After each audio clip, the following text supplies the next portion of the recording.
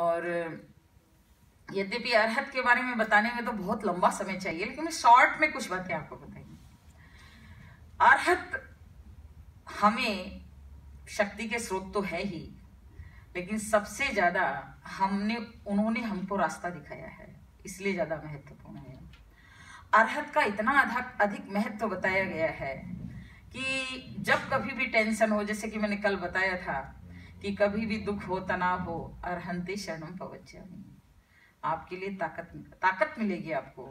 कभी कभी मन बहुत दुखी हो गया, तित्थयारामे पसीयन्तु, आप केवल एक वाक्य पकड़ लो, तित्थयारामे, लोगस्य का है ना एक, तित्थयारामे पसीयन्तु, इतना पावरफुल है, आप बोल के देखो।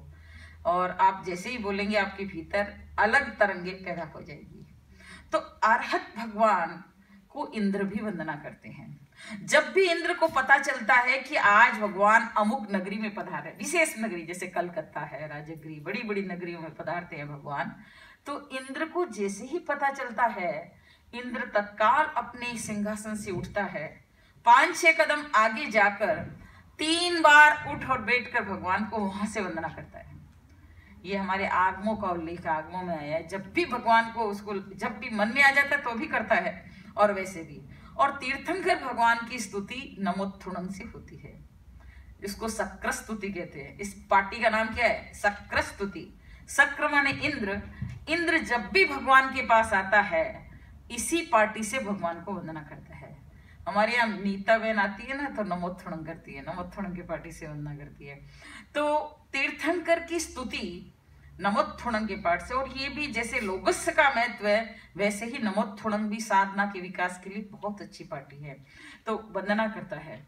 और जब भी अपनी रिद्धि के साथ भी जाता है, अलग भी जाते हैं, तो इंद्र भगवान के पास आते हैं तो वंदना करते हैं।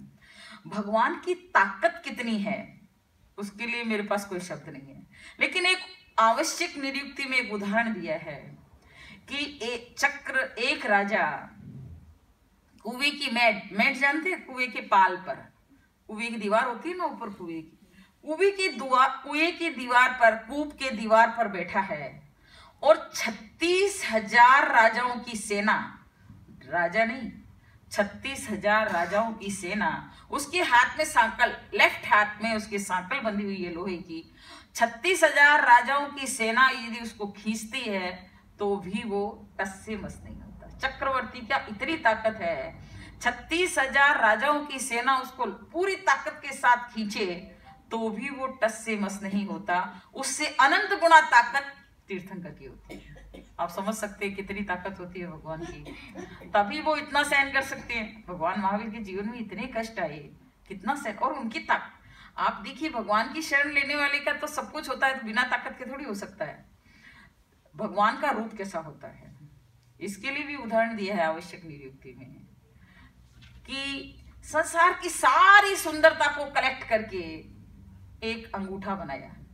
जैसे कि वैदिक परंपरा में एक परंपरा है कि किसी असुर, एक राक्षस को मारने के लिए तिलोत्तमा का निर्माण किया। देवताओं ने तिलोत्तमा, उसका नाम तिलोत्तमा क्यों पड़ा? कि संसार की सारी सुंदरताओं से तिल तिल तिल तिल करके सुंदरता को इकट्ठा करके तिलोत्तमा यानी अप्सरा को तैयार किया। वैसे ही देवलोक की, मनुष्य लोक की सारी संसार की सुंदरता से थोड़ा थोड़ा इकट्ठा करके एक अंगूठा बनाया, और वो भगवान के सामने यदि वो अंगूठा रख दिया जाए तो वो अंगूठा काले कोयले जैसा लगेगा। आप समझ सकते हैं भगवान का रूप कैसा होता है। तो भगवान के रूप और भगवान की शक्ति आप जानते हैं। भगवान की वाणी कैसी होती है? वाणी के 32 विशेषताएं बताई गई है। भगवान की वाणी 1 योजन तक सबको सुनाई देती है। भगवान की वाणी जैसे आजकल है ना, पार्लियामेंट में सब अनुवाद हो जाता है, अरे जिसको जिस भाषा में सुनना होता है, यंत्र होते हैं ना, वो अनुवाद कर देते हैं। भगवान की वाणी बकरी अपनी भाषा में सुनती है, शेर अपनी भाषा में, म्लेच्छ अपनी भाषा में, इंग्लिश वाले इंग्लिश की भाषा में, प्राकृत वाले प्राकृत की।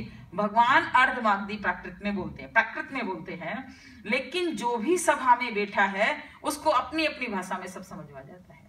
ये उनकी देवकृत अतिशय और उनकी साधना का अतिशय है।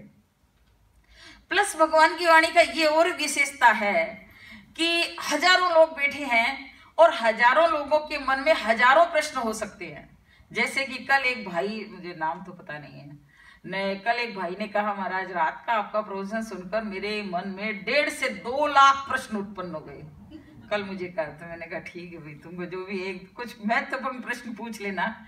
तो जितने लोग बैठे हैं जिनके मन में कितने क्वेश्चन एक साथ उठ सकते हैं, लेकिन भगवान एक वाक्य में सबके समाधान हो जाता है, सबका समाधान।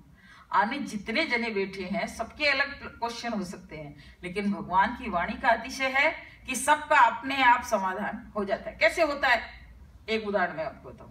श्री कृष्ण जी अपनी गोपियों के पास बैठे थे, गोपियों के साथ थे। एक गोपी ने कहा कि मुझे प्यास लगी है, दूसरी ने कहा आप मेरे साथ नाचो, तीसरी ने कहा कि मुझे गर्मी लगी है, खिड़की होती ना, खिड़की को। श्री कृष्ण ने कहा बारी ना, एक ही उत्तर दिया, बारी ना। तीनों का उत्तर हो गया। पहली ने कहा मुझे प्यास लगी है, तो बारी का अर्थ होता है पानी, बारी होता है ना, संस्कृत में बारी पानी को कहते हैं। बारी ना, पानी नहीं है यार, तेरे को प्यास लगी लेकिन पानी नहीं। दूसरी गोपी ने कहा कि मेरे साथ नाचो, बारी ना, आज तेरी बारी नहीं है, आज तेरे साथ है इसलिए तेरे।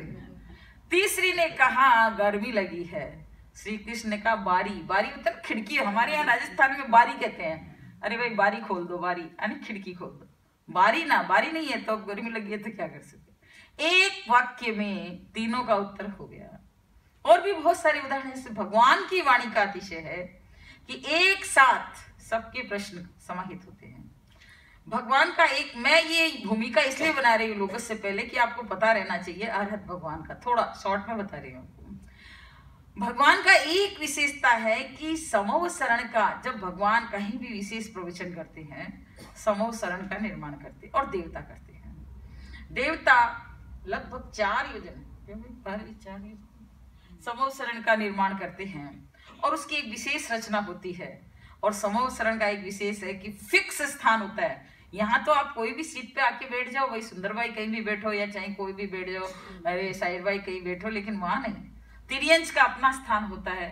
तिर्यंच नहीं, 12 प्रकार की परिषद, सबका अपना अपना स्थान होता है और वहीं पर जाके बैठते हैं। और ये और एक नियम है कि अमुक अमुक परिषद खड़ी रहेगी भगवान के सामने, वो खड़े खड़े प्रतिक्रिया। ये क्यों हुआ, ये मेरे बात में समझ में नहीं आई, ये तर्क क्यों, ये क्यों हुआ कि इन लोगों को खड़ा ही सुनना है, लेकिन भगवान की 12 प्रकार की परिषद, मैनेजमेंट समझ नहीं आया, क्योंकि कुछ देवियों को खड़ा रहना या मनुष्य नहीं को खड़ा, ऐसा नहीं, ये थोड़ा वो क्या कर दिया उन्होंने, आचार्यों ने थोड़ा, मुझे लगता है पक्षपात किया होगा थोड़ा तो भगवान चारों तरफ होती है ना, समूह शरण का निर्माण चारों तरफ होता है, तो भगवान का चेहरा चारों तरफ दिखाई देता है। मूल चेहरा पूर्व की तरफ होता है और देवकृत चारों तरफ भगवान का एजिटिव चेहरा, जैसे ब्रह्मा जी चारों तरफ मुंह दिखाई देता है, वैसे ही समूह शरण में भगवान का मुख चारों ओर दिखाई देता है। प्लस भगवान की वाणी का इतना देवता, समूह शरण के मैं शॉर्ट में बताऊं, समूह शरण ऐसे तो बहुत लंबा है, 1 घंटा तक समूह शरण कैसे निर्माण करते हैं, लेकिन सबसे पहले वायु कुमार, जैसे मैंने देखा यहाँ पर भी और अमेरिका में भी, झाड़ू निकालते ना सड़क पे, वो एक तरह का यंत्र होता है, हवा चलती है और आगे आगे कचरा चलता जाता है। आपके यहाँ ऐसा ही होता है क्या? आपके यहाँ ऐसा ही होता हो? अमेरिका में तो मैंने बहुत जगह, क्यों मैं सुबह घूमती थी कभी कभी, तो मैं देखा कि वो एक तरह का होता है, वो हवा चलती है और कचरा आगे आगे जाता जाता है। तो वायु कुमार वायु चलाते हैं तो सारा कचरा आगे से आगे एक जगह इकट्ठा हो जाता है। अग्नि कुमार उस कचरे को जला देते हैं। फिर बर्दल कुमार, ये भवनपति देव है सारे, बर्दल कुमार आने बादल फिर क्या करते हैं, बरसात करते हैं, तो कचरा सारा नीचे बैठ जाता है, जमीन बिल्कुल क्या हो जाती है, समतल और बढ़िया हो जाती है और अच्छा बिल्कुल वातावरण अच्छा हो जाता है। उसके बाद आप देखो कि कितनी तरह के तोरण लगते हैं, परकोटे होते, 3 प्रकार के परकोटे होते हैं, एक सोने का होता है, एक रत्न का होता है, एक चांदी का होता है। भगवान के 8 प्रतिहारी होते हैं, वो सारा होता है, सारा समूह शरण को बनाया जाता है और वो विक्रिय विकुरुणा से होता है। अभी ये उन्नत प्रज्ञा जी समुद्घात कर रहे हैं ना, समुद्घात पर पीएचडी कर रहे हैं, बड़ा इंटरेस्टिंग विषय है कि हमारी आत्मा के परमाणु बाहर कब कब निकलते हैं, एक तेजी के साथ, समुद्घात का मतलब तेजी के साथ। तो देवता समुद्घात करते, उत्तर विक्रिय करते हैं और समूह शरण का निर्माण करते हैं। और वो समूह शरण भी कुछ समय के लिए होता है, फिर अदृश्य हो जाता है। भगवान जब बोलते हैं तो उसके लिए एक उदाहरण दिया गया है कि भगवान की वाणी का इतना रस होता है, इतना आनंद होता है कि उदाहरण दिया है कि एक 100 साल की बुढ़िया और उसके कंधे पर लकड़ी का गट्ठर है। पुराने जमाने में तो यही व्यापार होता था, लकड़ी का गट्ठर लेके वो चल रही है और अचानक भगवान के वचन उसके कान में पड़ गए और उसी समय उसके पैर में एक कांटा चुभा। कांटे को निकालने के लिए वो नीचे झुकी हुई है और वो नीचे की भगवान की वाणी उसी समय उसके कान में पड़ी। वो एज इट इज एक प्रहर यानी 3 घंटे तक उसी स्थिति में रहती है, उसको पता नहीं चलता मैं 100 वर्ष की हूं, मैं झुकी हुई हूं और मेरे कंधे पर बोझ है। उसको पता ही नहीं चलता है कि 3 घंटे बीत गए। इतना आनंद भगवान की वाणी। कहते हैं ना मधु अस्त्र उपलब्धि होती है ना, जैसे खीर कोई पी रहा है, मधु पी रहा है तो उसको कैसा अच्छा लगता है, वैसे ही भगवान की वाणी का एक महत्व होता है और लोग सुनते हैं।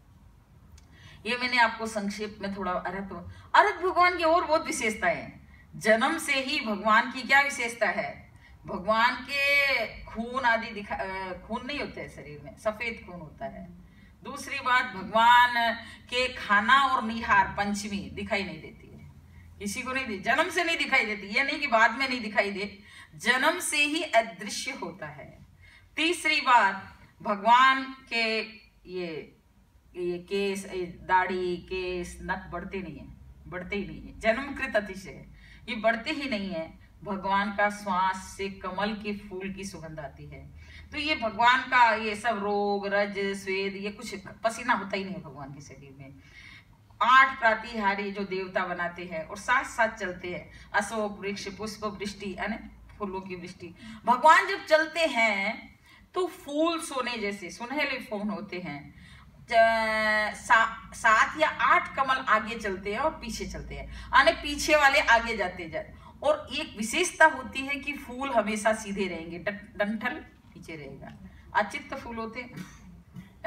हाँ, भगवान के समूह शरण में भी फूल पुष्प वृष्टि होती है, लेकिन सब अचित्त 5 वर्ण के 5 रंग के फूल होते हैं और सब अचित्त होते हैं। और ये विशेषता होती है कि एक भी फूल टेढ़ा मेढ़ा नहीं होता है, सीधे यूं ही कमल का फूल सीधा यूं रहता है।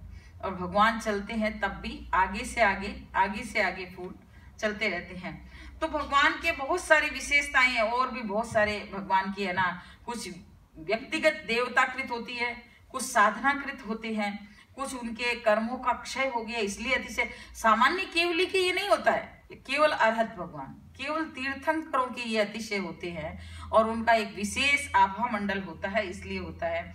और भगवान जहाँ पर प्रवचन करते हैं वहां शेर और बकरी आराम से रहते, कोई लड़ाई नहीं होती है। इति भीति व्याधि दुर्भिक्ष कुछ नहीं हो सकता है, ये भगवान की का अतिशय होता है।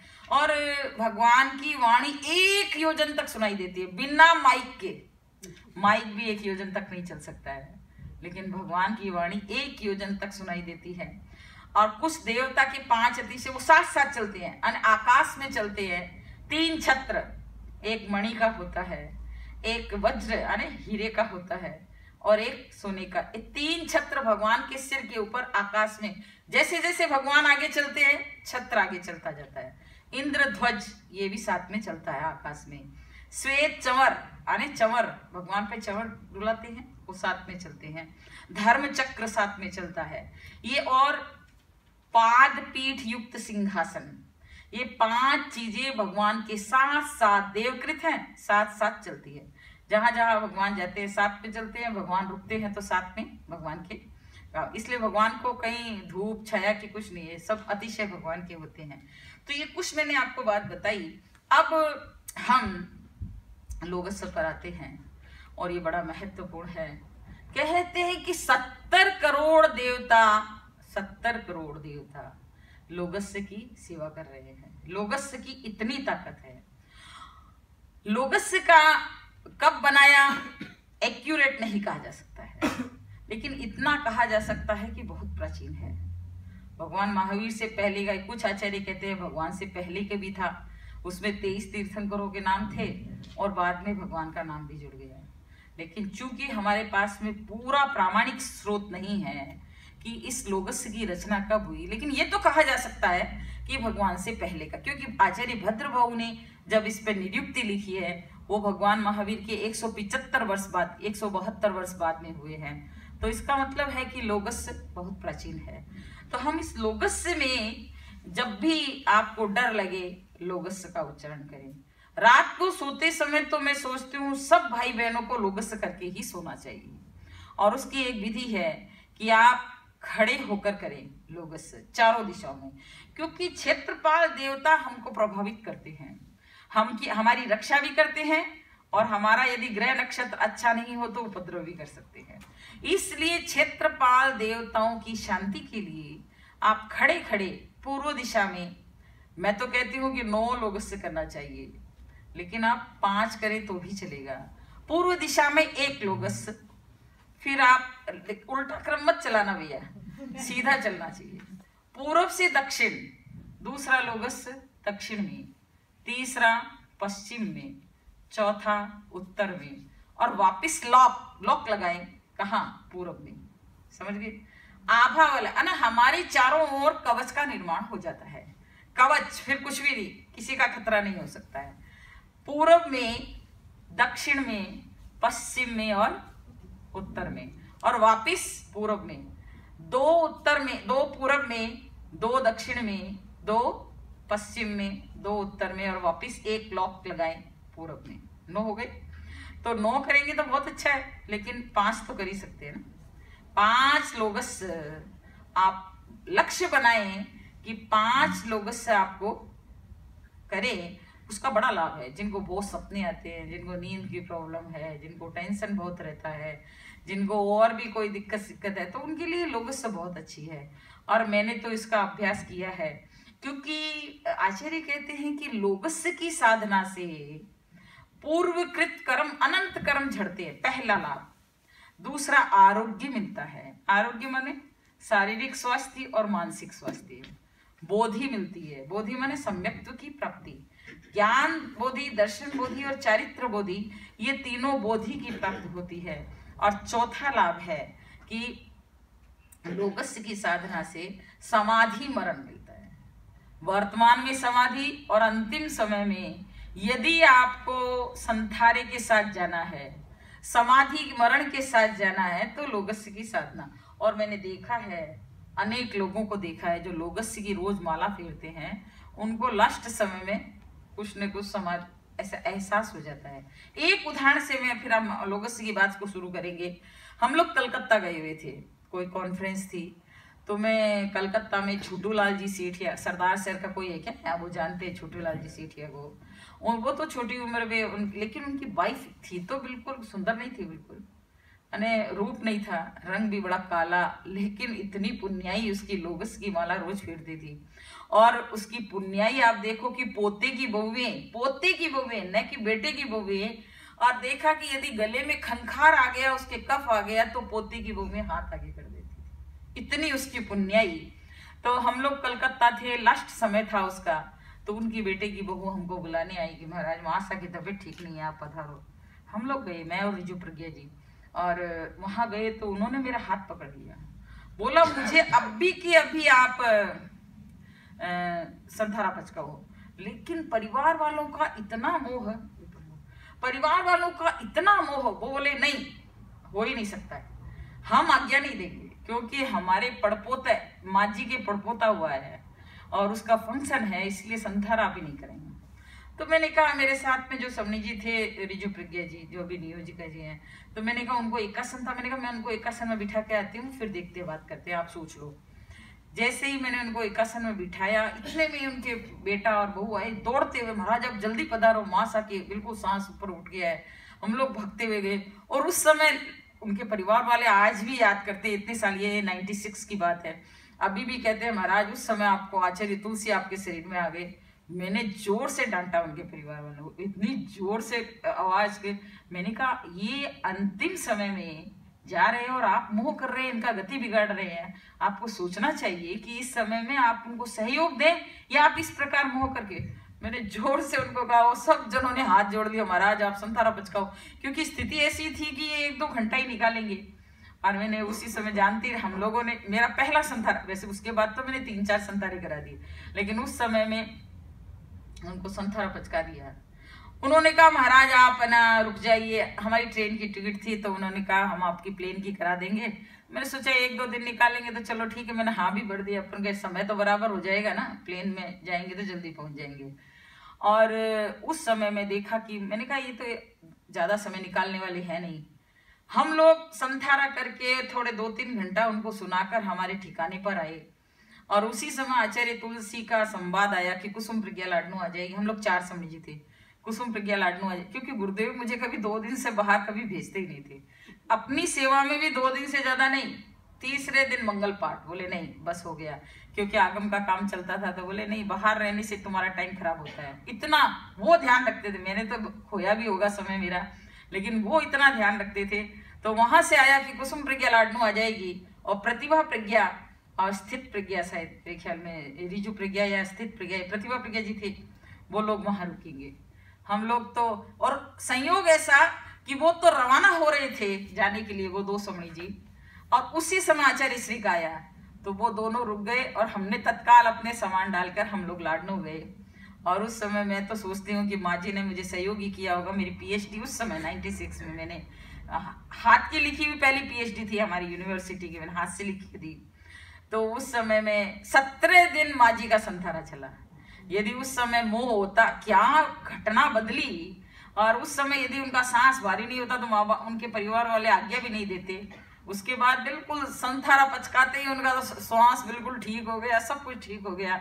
17 दिन चला और हम लोग तो लाडनू आ गए थे। तो ये उदाहरण मैंने इसलिए दिया कि वो रोज लोगस्य की माला फेरते थे, और हम जब सुनाते तो इतना जागरूकता से उन्होंने सुना, सब कुछ अंतिम समय तक जागरूक रहा।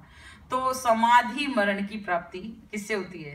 लोगस्य की साधना। और मैं आपको कहना चाहती हूँ, जो लोग खाली हैं, जैसे जो बूढ़े बटेरे हैं ना, मेरे सामने साहिर भाई है, सुंदर भाई है, जिनके ज्यादा कोई काम नहीं है, उनको 27 27 27 27 4 बार आप कर लो। 27 27 4 108 हो जाएंगे। यानी दिन को 4 भागों में, एक बार 27 लोगस किया, दोबारा फिर 27 27 27 27 की एक माला बना लो स्फटिक। और लोगस की माला हो सके स्फटिक की माला, स्फटिक की मोती होती है ना, सफेद स्फटिक की, उससे करनी चाहिए। तो मैंने आपको थोड़ा सा शॉर्ट में आपको थोड़ा सा बताया। अब लोगस्य के बारे में, क्योंकि अर्हत के बारे में जानना जरूरी था, थोड़ा सा मैंने आपको बताया। और हम लोगस्य के एक एक शब्द की व्याख्या करेंगे। सबसे पहला है लोगस। और मैं थोड़ा सा आपको बता दूं कि लोगस ये शब्द, ऐसे इसका नाम तो क्या नाम है इसका? इस पार्टी का नाम क्या है? चतुर्विंशति स्तव। इस पार्टी का नाम है चतुर्विंशति स्तव। चतुर्विंशति माने 24, तीर्थंकरों की, स्तव माने स्तवना। लेकिन पहला अक्षर क्या है? लोगस। इसलिए प्रसिद्ध इसका नाम क्या हो गया? लोगस नाम प्रसिद्ध हो गया। जैसे कि भक्तामर का नाम आदिनाथ स्तोत्र है, मूल नाम क्या है? आदिनाथ स्तोत्र है, मूल नाम भक्तामर नहीं है। लेकिन चूंकि पहला अक्षर भक्तामर, पुराने जमाने में पहले अक्षर के नाम से भी वो प्रसिद्ध हो जाता था, तो पहले अक्षर से प्रसिद्ध हो गया भक्तामर। कल्याण मंदिर का नाम भी पार्श्वनाथ स्तुति है, लेकिन पहला अक्षर क्या है? कल्याण मंदिर मुदार, तो ये कल्याण मंदिर हो गया। तो पहला अक्षर है लोगस।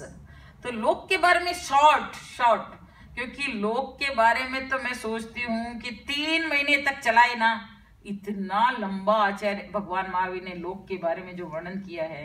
हम लोग बैंकॉक में गए तो वहां का प्रोफेसर बोला कि जो भगवान महावीर ने भूगोल और कॉस्मोलॉजी के बारे में बताया है, संसार के किसी धर्म में ऐसा वर्णन नहीं है। कितने द्वीप, कितने समुद्र, कितने कहाँ वन है, कहाँ समुद्र में पाताल कलश है, कौन देवता कहाँ क्या करता है, जब चक्रवर्ती की सेना चलती है तो कैसे, पूरा वर्णन, आप बहुत लंबा चौड़ा वर्णन है। तो लोगस्य के बारे में, लोक के बारे में थोड़ा आपको ज्ञान हो जाए, इसलिए अब क्यों भाई, सबको रस तो आ रहा है ना? रस आ रहा है, ठीक है। बोर नहीं होना चाहिए कोई भी। कोई बोर हो रहा है तो बताओ, फिर कोई नहीं होना चाहिए। तो लोगस्य के, लोग ये क्योंकि शुरुआत शब्द का भी बड़ा महत्व होता है कि किस शब्द से क्या शुरुआत हुई। यानी शब्द बहुत प्रभावित करते हैं। आप किसी अपने बच्चे का नाम बावड़ा रख दो, आप एक आदमी ने बावड़ा रखा तो वो बावड़ा ही हो गया। इसलिए आप अपने बच्चे का नाम ऐसा वैसा नहीं, सांस्कृतिक रखना चाहिए नाम हमेशा। ये सेट कर रहे हैं इसलिए मैं आपको बीच में बता रही हूँ, आप हमेशा सांस्कृतिक नाम रखो। ऐसे वैसे नाम जिसका कोई अर्थ ही नहीं होता है वैसे नाम नहीं रखने चाहिए। और आज तो एक पूरी विद्या हो गई कि नाम बदल लो, हस्बैंड वाइफ में पटती नहीं है, लड़ाई होती है। मेरे पास मैं एक आदमी को जानती हूँ, वो एक क्योर करते हैं, केवल नाम बदल के इतना प्रेम आपस में हो जाता है, केवल नाम बदला। आने मान लो समझो किसी का नाम अक्षय और किसी का नाम रोहिणी है, और हस्बैंड वो नाम यदि आपस में राशि टकराती है तो पटेगा नहीं, कभी नहीं पटेगा। नाम बदल लिया तो क्या होगा, पट जाएगा। और ये मैंने अनुभव किया, क्योंकि मेरे साथ एक परिवार आया मेरे पास, वो बहुत लड़ाई होती थी उनकी। तो मैंने उस भाई से कहा भैया इसको थोड़ा बताओ, इसको नाम। उसने कहा आप पत्नी का नाम ये रख दो इस नाम पर और पति का ये रख दो। आप आश्चर्य करेंगे कि टोटली चेंज, थोड़े से दिनों में टोटली चेंज, यानी परिवार में उनके आपस में बिल्कुल पटने लग गया। तो नाम का भी बड़ा महत्व होता है। तो अब लोग के बारे में आपको बताए, ये एक पूरी कॉस्मोलॉजी है, आप इसकी नहीं। मैं कभी कभी सोचती हूँ समय इतना कम है, अक्षर की चिकित्सा होती है।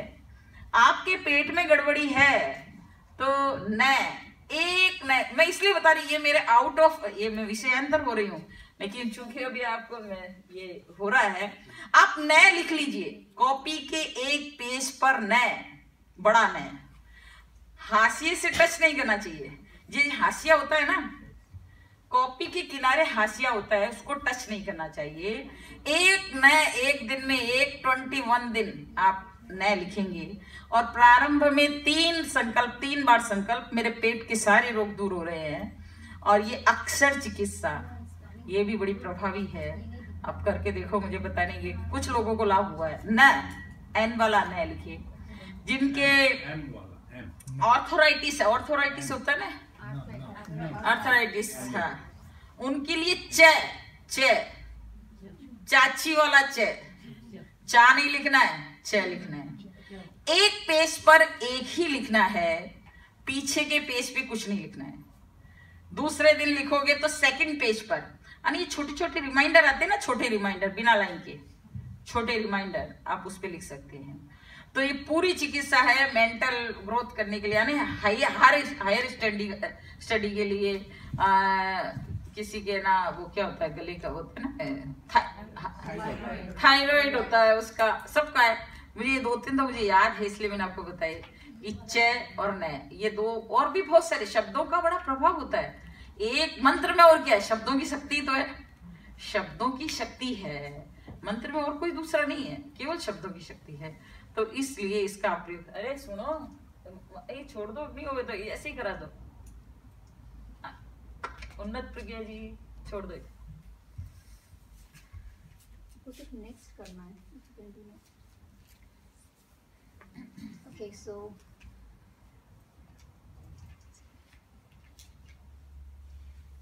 we were heading towards logos, and the first word of this Chauvistav is logos. So Samniji requested that we should have an introduction of what is logos. So when we use this word logos sa udyoya gari, right? Log ka udyod karne wali. So Arhant Bhagwan is such a powerful soul which can enlighten the whole cosmos. Now, what is cosmos is the whole question. The word log could be used or introduced in different perspectives. So there is a concept in Jainism of Dravya, Kshetra, Kal and Bhav. So we can analyze this word from different angles. So here we were trying to analyze it from the perspective of Kshetra log. The cosmos here is log. The area outside this image is a log, supracosmos. According to this is the unique concept of Jain philosophy that we have this concept of cosmos and supracosmos. Everything which exists is within the cosmos. and outside the cosmos, it is empty space. So here within the cosmos, if you can see this image, it is like a human being standing, isn't it? Is it male or female? Female. Usually males are dominant, right? We don't know. So when we see this image, it is a human being standing with the palms on the waist, feet apart. This posture is actually equivalent to the cosmos. I mean, when you look into the whole cosmos itself, it looks like this structure of a human being standing with the leg apart and hands on the waist. There is a question which is asked in scriptures, where is the soul in the cosmos? Where is the soul in the cosmos? Everywhere. Every unit of, every point of the cosmos, there is some or the other soul occupying the space. And how much space does one soul occupy? It can squeeze to the subtlest, like very tiny area. Like for example, if you see an ant, the body of the ant is very small, right? The soul of the ant is squeezing inside the body of the ant. Now suppose you go even smaller bugs, there are very tiny bugs, and for example, if you go for the Jamaican, right? There's one piece of onion, there is innumerable and infinite souls there in that small unit. But very interestingly, can there be one soul in the whole cosmos?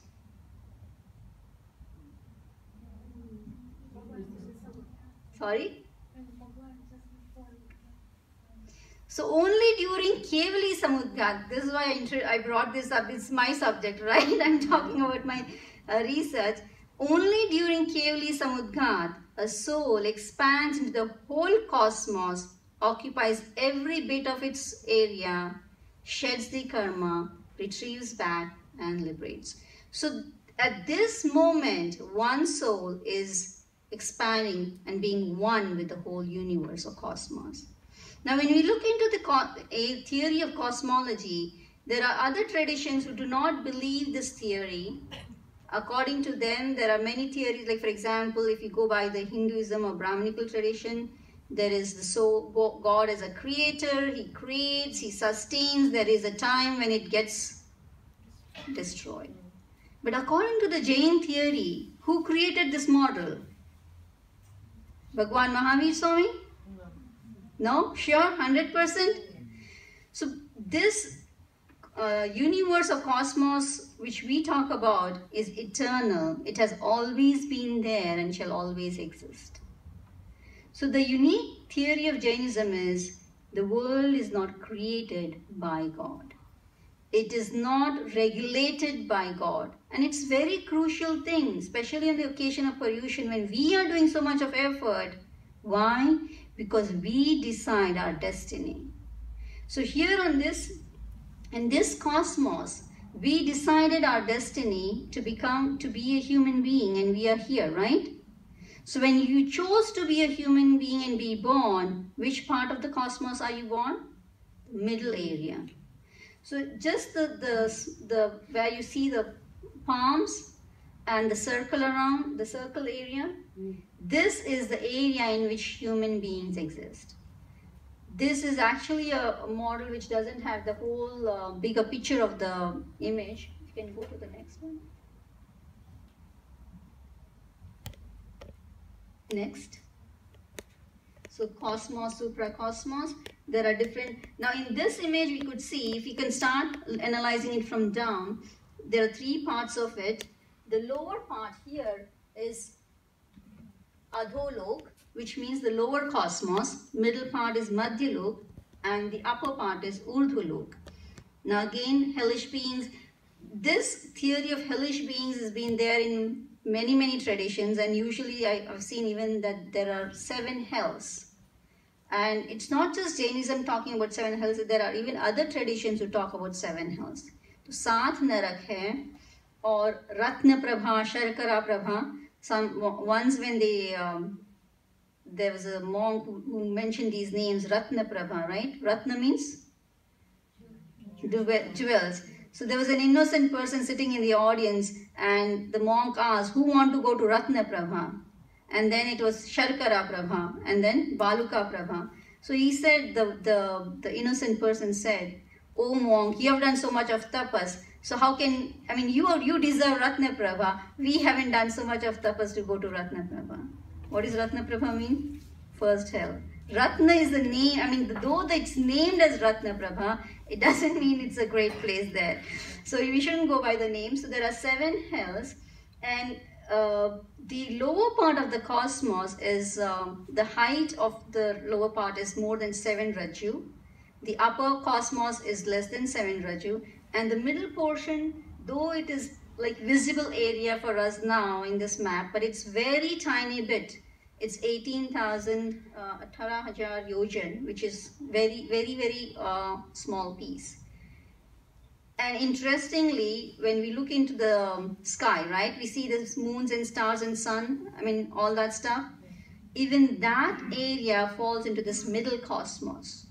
So you can imagine how big the universe is in context of the whole universe. And the upper part is where mostly we have celestial beings, the heavenly beings reside.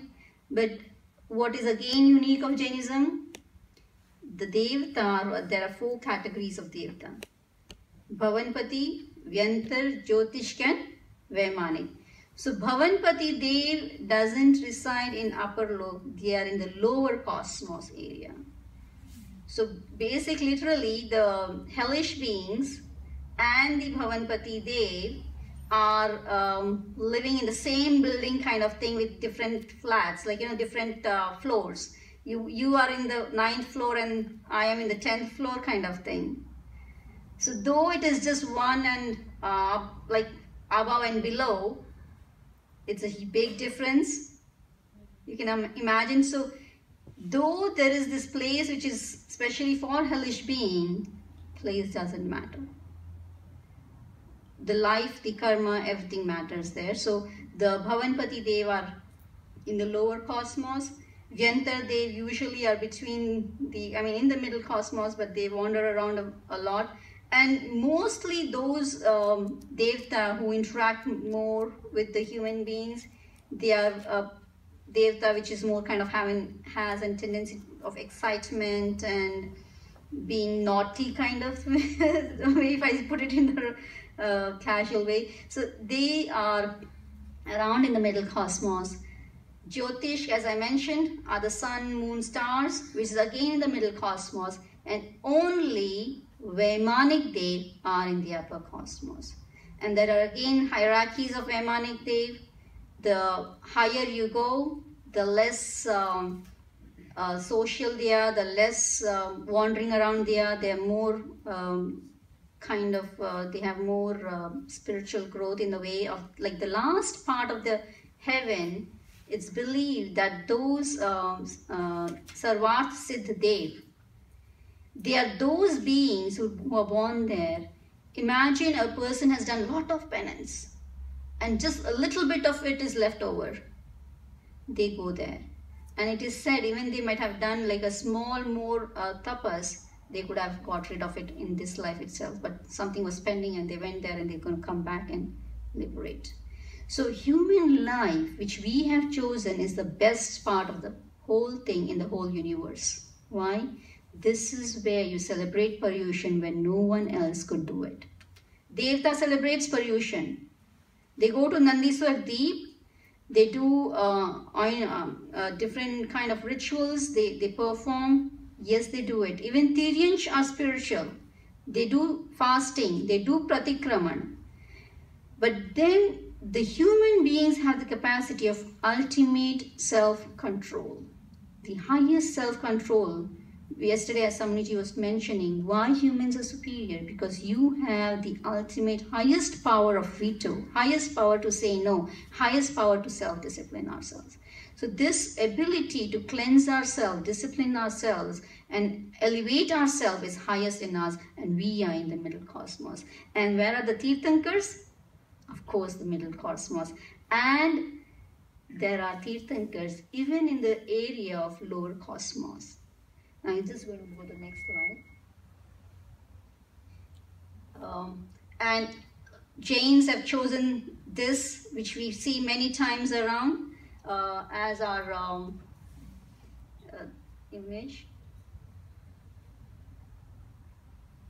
You can go to next. Next. This we see that the hell is not a pleasant place. It's full of darkness and unpleasant temperature, unpleasant environment, unpleasant beings. So in hell, there are three kinds of tough situations which they go through. One is the weather conditions. It's extreme cold, extreme hot. Even as Samniti was mentioning, the water there, the Vaitarani Nadi which flows there, if a person is thirsty and you have a boiling water in front of you, would you feel like drinking? No. If it's too hot and it's a boiling water, in London we have cold weathers and we prefer herbal teas and hot liquid and all that stuff. But if you get like freezing temperature water for you in the cold weather, it's something like that. It's very unpleasant. Next. So this is the middle cosmos, and again in the middle cosmos, the area which human beings live. Further, next. So in the most central part, what is the center of the universe? Anyone can, yes? Mount Meru.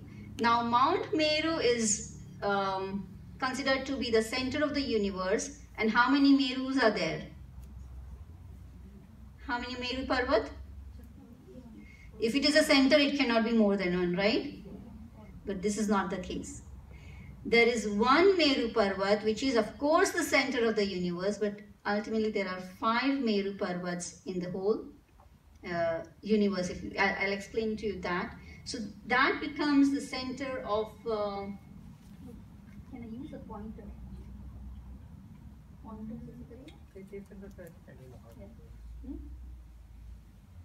Okay, so the Mount Meru is there. Why I was trying to bring this up is, around the Mount Meru you see 2 areas, and that is Mahavidya Kshetra. So this is the area where Simandar Swami is currently. So where are we then? Where are we in this whole picture? So we are in the lower part of the circle, which is called Bharata Kshetra. Similar to our land, on the upper part of the circle as well, you find the Airavat Kshetra. Bharat and Airavat currently both are celebrating Paryushan, but is Mahavidya celebrating Paryushan? Mahavidya में Paryushan होता है बंदा? चौथा आरा होता है, हो सकते हैं, कोई मना नहीं है, नास्ती नहीं है. Nasti nahi, okay, good. So basically the upper and the lower part is where we are, Bharat and Airavat. वैसा चौथा आरा ही होता है वैसे तो. So Mahavidya Kshetra in the time cycle which we have, there is inclining time cycle and the declining time cycle, and each one has like 6 epochs or 6 eras. And during the 4th era and the 3rd and the 4th era, we have Tirthankar Bhagwan, which resides in Bharat and Airavat. But in Mahavidya Kshetra is a land which is blessed with Tirthankars forever. Always there's been Tirthankar there, there'll always be Tirthankars there. And how many Tirthankars currently? 20. So if you can go to the next one. ज़्यादा भी हो सकते हैं. No, अभी तो होते ही हैं. नहीं, ज़्यादा भी, अभी भी ज़्यादा हो सकते हैं. हाँ, minimum. मिनिमम 20 है. 160 भी हो सकते हैं. ये नहीं है. 160 भी हो सकते हैं.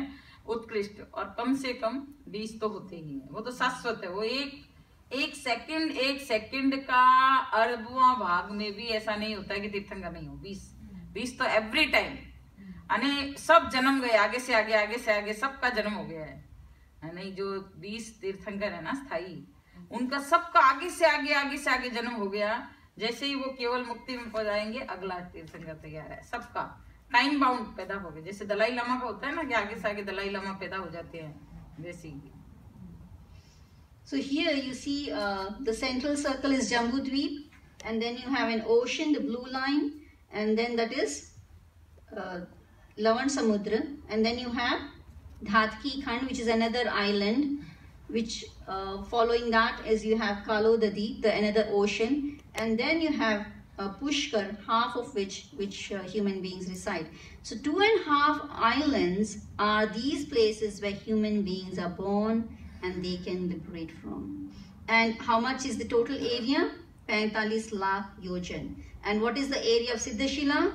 45 lakh yojan. So any space point from these Adhai Dweep, if one liberates, the travel is straight up and you have a place there. Okay, the next one. So this is a little more, enlarged and now more better picture here. You see the central Meru Parvat. Following that, both sides you have Mahavidya Kshetra. The way it is distributed is each Mahavidya Kshetra have 32, we call it states for example. So it is called Vijay. And in the sequence, you would have 8 in the upper line and 8 down, and again to the left and right both 16 and 16. So when there is a minimum Tirthankar there, which is 20, in each of these 8, there will be one Tirthankar residing. So in total one Mahavidya Kshetra, minimum there will be how many? 4. See, there is 32 Vijay, which is 8888, and so in each there is 1, which means 4. And if you can go back to the previous slide. So you could see here why we talk about Adhai Dweep. In the Jambu Dweep we have this whole positioning of central Mahavidya, below is Bharat Kshetra and upper is Airavat. Similar situation is in the Dhatki Khand as well. But then we will have 2 Mahavidya, 2 Bharat and 2 Airavat. Now how does it work? It's just very simple. So basically this is, which is Bharat. Here there will be 1 Bharat and the second Bharat. There is 1 Mahavidya, the second Mahavidya. There is again 2 Airavat there. And here the Pushkar, 1 and 2 Bharat, 1 and 2 Mahavidya, 1 and 2 Airavat. And as I mentioned, this is Meru. There is Mount Meru in this Mahavidya, Mount Meru in this Mahavidya, Mount Meru, Mount Meru. How many Mount Merus? 5. So it's not 1 now? 5. So you could see here, next please. So when there is 4 Tirthankar residing in 1 Mahavidya, 5 Mahavidyas will have 20. So when there is minimum Tirthankars, we can go to the next. Next. Yes. So as I mentioned, Jambu Dweep, Lavan Samudra, this is just the names of those lands. And next please. So you could see 5 Mahavidya, each has 32 Vijay, which is kind of like states, and 32 into 5, 160. So if there is maximum number of Tirthankars in Mahavidya, each state, each Vijay will have 1 Tirthankar, which means at a time in Mahavidya only there could be 160 Tirthankars. And during that where 160 Tirthankars are residing in Mahavidya, how many can be in Bharat and Airavat? 1 each. So there are 5 Bharat and 5 Airavat. So each one would have 1 Tirthankar, which means total there could be at a time 170 Tirthankars or Arhants or Jina at a time. And currently we are living in the moment where we have the minimum number of Tirthankars, which is 20. So Simandar, Yugmandar, Yugbahu, all these 20 Tirthankars are called as Viharman, which are currently residing in the Mahavidya Kshetra. So when we rever now in Namo Arihantanam, whom are you pointing to? Simandar Swami and the other 20, all the 20. The key question which I had in Logas was, Logas is a stuti of 24 Bhagwan, right? You all agree with that? Yes. So when do we pray to all the other Tirthankars? And that is a secret which Swamiji is going to further disclose for us. Om. Om Varam.